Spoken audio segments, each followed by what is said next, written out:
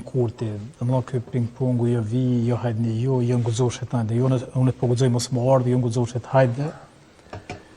Nuk e di, politikisht kjo për e rezulton mirë, në base një pjesë e elektoratit që përkrahin kryeministrin këtë rast, e shohin si të arsyeshme, që kjo është i fuqishëm, nuk paraqitet, e që kjo është, ndërsa ona tjetër juridikisht mund tjetë edhe kjo se pra nëse ndonjëri nga varësit e tij ka dëshmuar për ndonjë veprim, se nuk kemi në njohuri se çfarë kanë deklaruar ata, për një veprim të caktuar se ka bërë me urdhër të kryeministrit, atëherë ai varësi i tij mund të shfaqsohet nga ai veprim, apo të arsitoj, dhe automatikisht përgjegjësia mund të varet te kryeministri, në këtë rast urdhërdhënësi.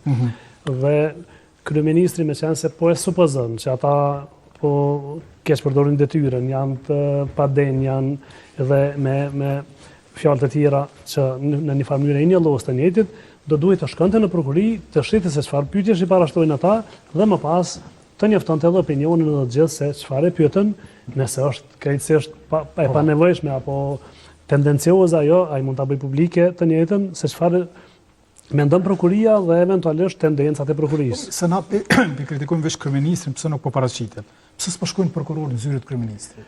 Prokurorët nuk do duhet shkonin në asnjë formë në zyret të kryeministrit, sepse prokuria nuk guxon që në farë mënyrë të përgjigjet kërkesave të dëshmitarëve të asnjë personi, por do duhet ta zbatoj.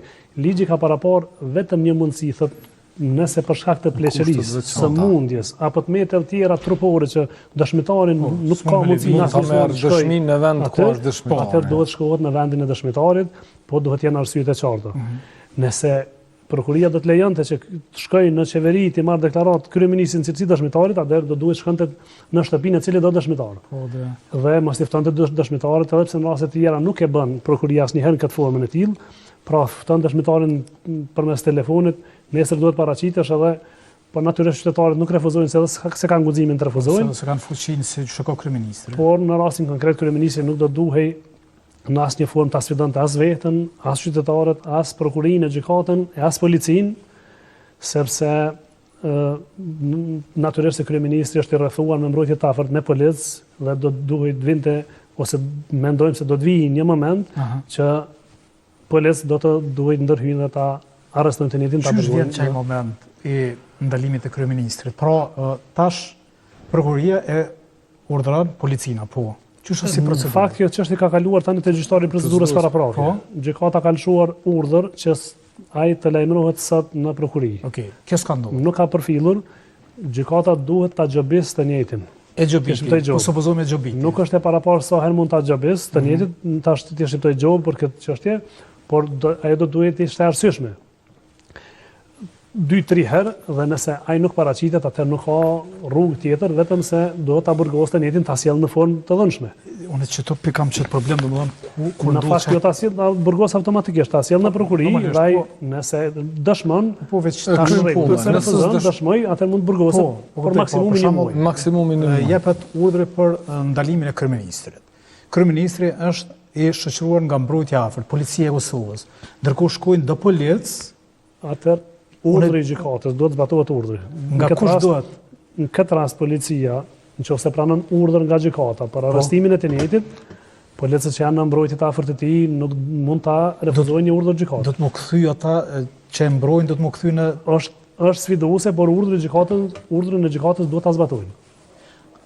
Ajo shkon, domethënë kërkesa atyre policëve apo shkojnë do policë të tjerë? Jo, ata janë vetëm për mbrojtje. Mbrojtja afërt është vetëm për mbrojtjen e kryeministrit, por duhet në këtë rast është sfiduese paksa kjo çështje.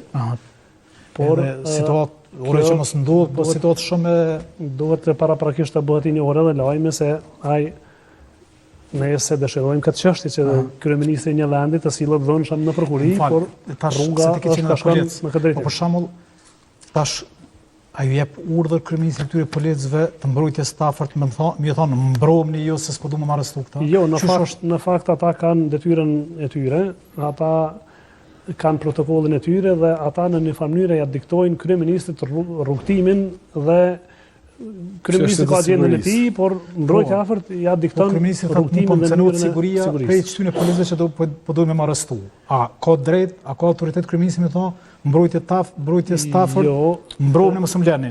policia duhet të mos zbatoj një urdhër kur është i kundërligjshëm.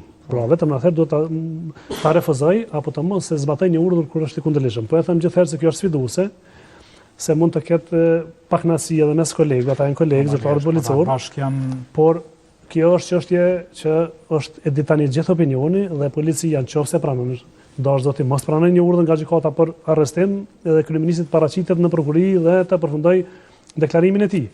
kryeministri Por nuk ka nëse pret çështje